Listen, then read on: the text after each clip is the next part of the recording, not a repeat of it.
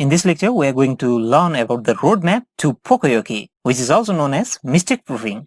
Generally, we see that when something goes wrong in an organization or any part of the system, one person starts blaming the other person.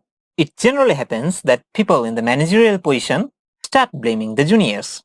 The person in the managerial position has to be responsible for any defects that comes in the system.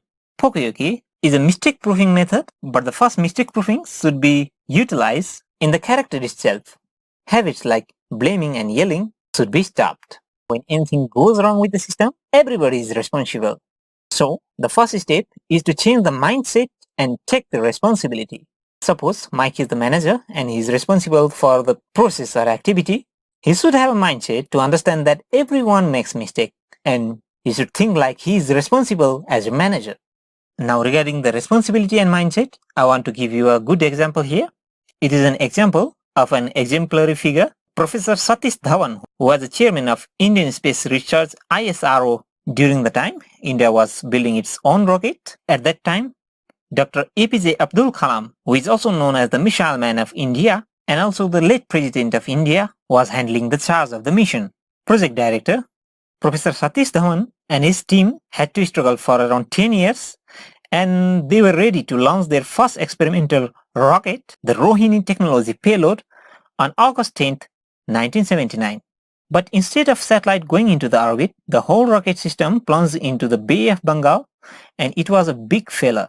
The whole world media was waiting for the press meeting, curious to know what had happened. Dr. Abdul Kalam was very frightened to face the media and answer their criticism of wasting millions of people's money. But at the same time, Professor Satish Dhawan, the chairman of ISRO, took Dr. Kalam to the press and made him sit aside and he looked the blame for the team's failure and said, "We failed, but I have a very good trust in my team that next time we will be succeeding for sure." Next year, the same team led by Dr. Kalam successfully launched Rohini RS-1 into the orbit. The whole country was proud and cheering for the success of the launch. Professor Satish Dhawan congratulated Dr. Kalam and the team and asked Dr. Kalam to conduct a press conference that day. So, Professor Satish Dhawan took the charge and blamed as a manager. He had a mindset of a teamwork where there was no question of blaming, and because of his mindset, his colleague, Dr. Kalam, led many more successful launches and became the Missile Man of India. This wouldn't have happened without what Professor Satish Dhawan did on the day of the failure. The second step is finding the mistake source or work or process.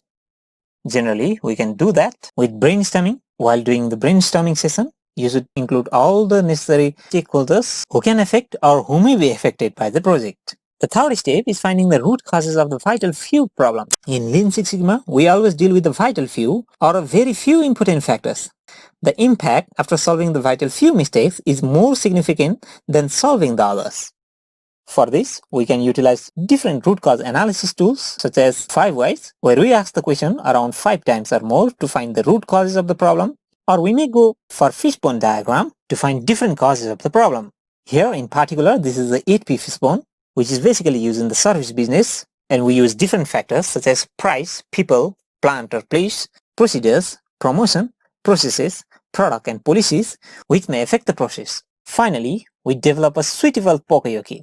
Poka Yoke, as we know, are of 3 different types: prevention Poka Yoke, detection Poka Yoke, and facilitation Poka Yoke.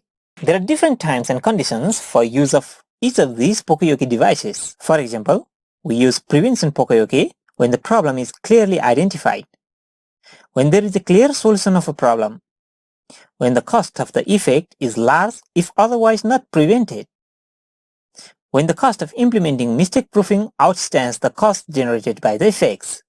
Similarly, we use the detection Poka Yoke when the problem is hard to detect manually, when addition of a tool or device can help in detection, when the cost of effect is large if otherwise not prevented, as the prevention Poka Yoke, and when the cost of implementing detection sensors or any other Poka Yoke devices outstands costs generated by the effects. Similarly, we use facilitation Poka Yoke when there is a clear visual device or indicator that can help to facilitate detection of the error, when the cost of effect is large if otherwise not prevented, and when the cost of implementing mistake proofing outstands costs generated by the effects. The final step is making a standard operating procedure. There are different steps of making a standard operating procedure. The first step is to define the goals of the standard operating procedure.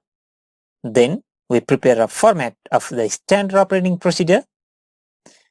We then ask for different kinds of inputs, what to write, what to fit in, and so on.